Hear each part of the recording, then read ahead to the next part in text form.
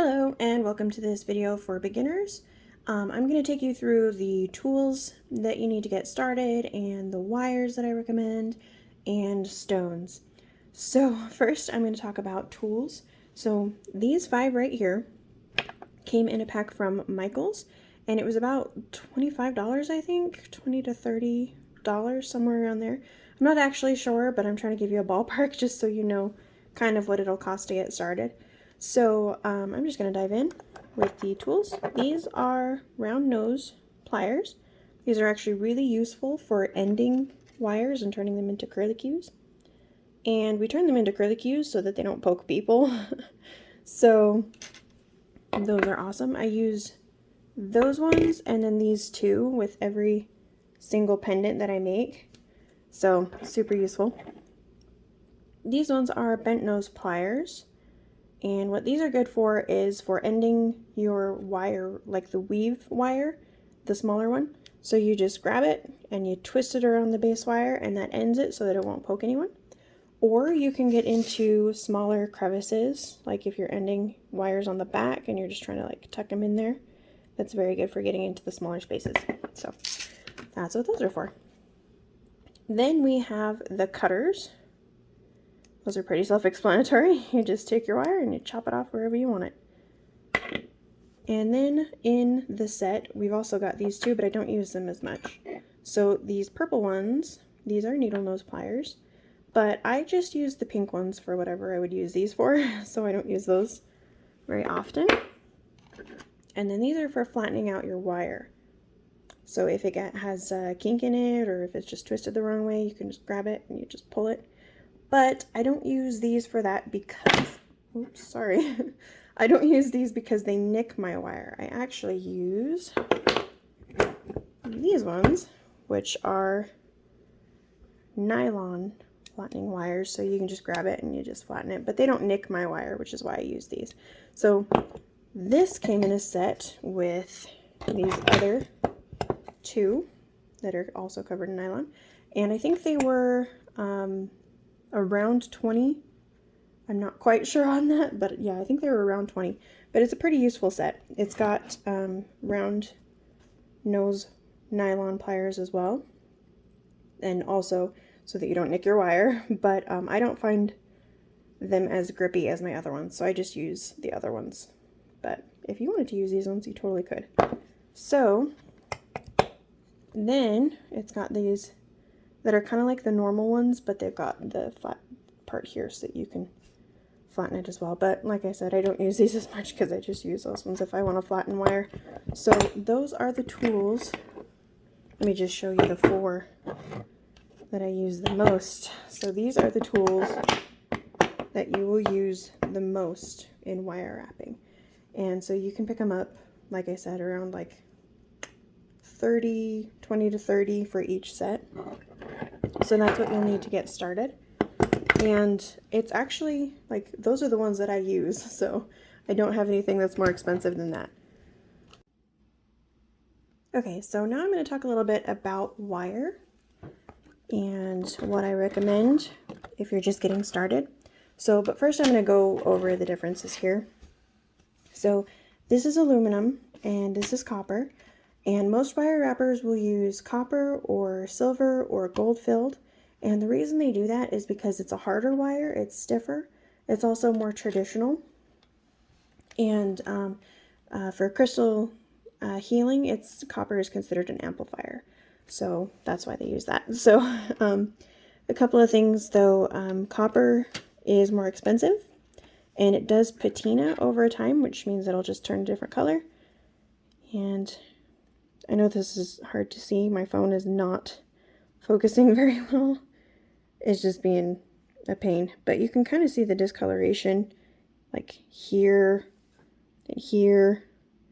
And you can polish it up and it'll hopefully go back to what it was before. You can see the discoloration here. But yeah, some people actually patina it on purpose to turn it a different color. It actually looks really cool when they do that. But yeah, that's copper. I actually started out using copper, but it was harder, it's stiffer, it's harder to weave with, so it was just more difficult for me as a beginner Aluminum is way more forgiving. So it's softer, you can see. This is half hard, so it is harder to work with. It will actually hold its shape better. And the more you work with copper, the harder it gets. So aluminum is dead soft, and you can just keep moving it like that. It does actually get harder the more you work with it, but it's not going to set properly. It's not going to set fully, and you can actually break it the more you work with it. It gets to the point where it'll break, so you do want to be careful with that. Something to consider when you're getting started. Another thing to consider when you're getting started as well is you don't have to stay with one wire over the other. Like I said, I switch back and forth. I normally use aluminum though, just because it's more forgiving, and I suck. So I'm still getting used to working with wire and weaves and stuff. So one thing I do want to recommend to you though is if you are going to start with aluminum, get the silver. And the reason for this is because this actually, I've had problems with the coloration. So it's considered permanently colored, but it's not. It just has color on it, I guess. So this wire, this antique bronze, I actually had problems with different spools where it would just flake off the color. If I just scraped it with my thumb, it would just come right off, and it did not look good. So, and also with the gunmetal, if you nick it, you can see the color underneath, and it's, let me see if I can find this one. I don't know if you can tell or not, because my thing, like I said, it won't focus, my phone won't focus, but if you can see this right here, there's a little nick in the gunmetal, so you can actually see the color underneath, and there's another one right here. So it doesn't look good when it's finished. So I would recommend going with a silver if you just want to practice. So I use 18 gauge for the base wire, and that's this. It's thick, but it's also forgiving, and it thickens up when you weave it with other wires, so it's harder to move, which is also good. So it's strong. And then I use 28 gauge to make the weaves. So I know it won't focus, I'm sorry, but you can kind of tell they do actually balance each other out really well. So that's what I would recommend for beginners. And like I said, you don't have to stay with the aluminum. You can actually progress to copper if you want to. It's just more expensive. So that's what I would recommend. So now I'm going to talk a little bit about stones that you can wrap. So I kind of started out with like tumbles, and I started out with raw stones just because they were easier to get my hands on. But they're harder to wrap because they're not symmetrical. You can see the sides are not equal. They're a little awkward is all. So they're just harder. So I actually switched over to wrapping cabochons. I hope I'm saying that right.